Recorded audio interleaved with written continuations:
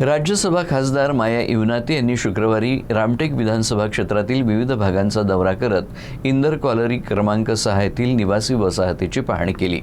यावेळी घरांच्या मूल्यांकन प्रक्रियेत मोठ्या प्रमाणात अनियमितता असल्याचा आरोप त्यांनी केला असून हा मुद्दा राज्यसभेत मांडणार असल्याचं त्यांनी सांगितलं। राज्यसभा खासदार माया इवनाते यांनी पारशिवनी, रामटेक, गोंडेगाव तसंच इंदर कॉलनी क्रमांक 6 येथील निवासी परिसर आणि जवाहरलाल नेहरू रुग्णालयाची पाहणी केली।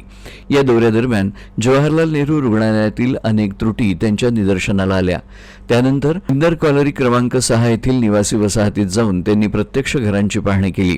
पाहणीनंतर युसेन न्यूजशी संवाद साधताना खासदार माया इवनाते यांनी घराच्या मूल्यांकन प्रक्रियेत मोठ्या प्रमाणावर गैरव्यवहार आणि अनियमितता झाल्याचं दिसून येत असल्याचं म्हटलं आहे।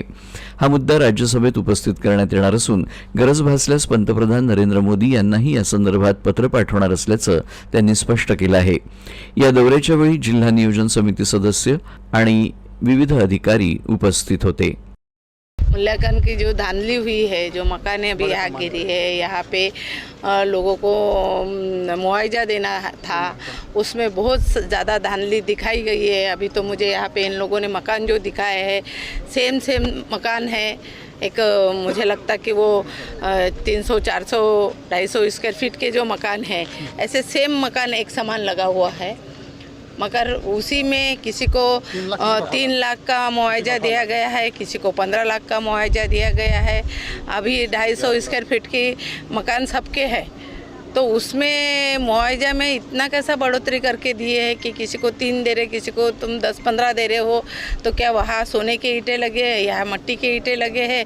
इस सब चीज़ें मेरे यहाँ के नागरिकों ने ध्यान में लाके दिए हैं। इसकी चौकसी होनी चाहिए, इसकी मैं मांग करूँगी। हा विषय त्यांनी राज्यसभेवर उचलण्याचे निर्धार केलेला आहे आणि गरज पडल्यास ते मोदी साहेबांशी सुद्धा या विषयावर बोलण्यास तत्पर आहेत।